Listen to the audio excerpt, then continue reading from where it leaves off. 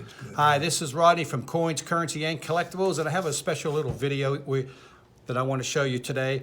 A customer of ours, Vance is his name, and he brought an article, a newspaper article in from the Atlanta Journal-Constitution it's dated 1965, the article, and he saved it all these years. He worked at his dad's service stations. They sold newspapers there, and he actually saved this article from the newspaper way back then, telling the removal of silver from American coinage, which I think is so fascinating. So let me turn this camera around and introduce you to Vance. Here you go, Vance. Hi. And your name is Vance, and where do you live at, Vance? Yeah, my name is Vance Stevens, and I live in Toccoa, Georgia now. Okay, so you live in Toccoa, Georgia, the same location where the store is located. And you said your dad owned a service station? Yes, he owned a Sinclair station in downtown Atlanta. Okay. And we sold papers and sandwiches and gasoline and oil and tires and those things. Regular service station. And I picked up one of the papers and started reading it, and apparently I stumbled on an article that says that Johnson was going to take all of the silver out of United States coins.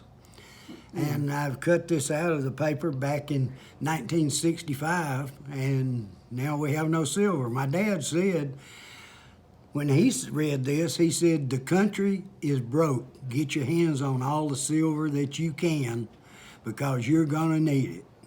Wow. And that prompted me to cut out the article, and I've kept it for all these years.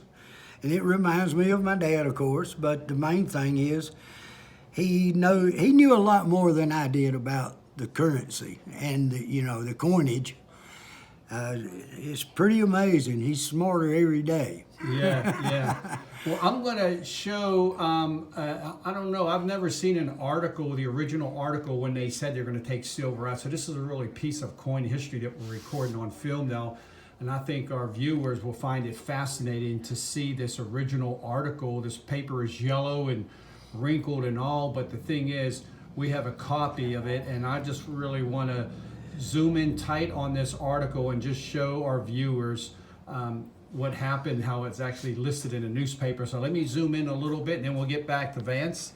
So let me zoom in down here, and you can see I am going to see where the house unit cuts silver on coins, and I'm going to try to zoom in a little bit more. There we go. And you can see where it says the House Banking Committee voted Tuesday to abolish silver from half dollars as well as from dimes and quarters, in a clear demonstration of the dwindling power of the old silver block and the rising demands of industrial users of silver. The committee also voted to bar the minting of silver dollars for at least 5 years and to cut off production of the present silver containing dimes, quarters, and half dollars after 5 years at a maximum. So this is just a small tidbit of the article, and I just thought this was very fascinating to see. I'm going to try to get this over here. There we go. I'm going to try to flip this over here, and I just really want you guys to just see this is just a really cool piece of history right here that we're seeing right here. The date. And we're going to show the date because Vance reminded me, let's go show the date of the article. We have the date here. You can see it's the Atlanta Journal-Constitution here in Georgia. Atlanta's about an hour and a half south of Toccoa, where we live and where the store's at. And there it is. Look, they even spelled Wednesday wrong. I just noticed that on the paper. June 9th, 1965. So this is a very fascinating article right here. And I just thought it would be a fun little video to show the people that silver is the real deal. And I noticed in here that they need it for production still. And then, so it was a need back then, and it's even a more so a need today. We know silver is being manipulated with the prices today, because here we are in 65 saying how important it is to have silver. So I just want to just share this information, just a really cool piece to see. And Vance, do you have anything you want to say, recommendations to people? Should they get into silver and get away from fiat currency? What's your take on all this? Well, it's never too late to get into silver. Amen. The supply is dwindling. It's something that will always have value. It'll never go to zero. Amen. Yeah, that's for sure. Yeah. This is something that has to be mined. It's not something you can grow. There is a limited supply, and with the technology of today, silver being the best conductor of electricity, it has so many characteristics that are terribly important with high tech. So, and those keep growing.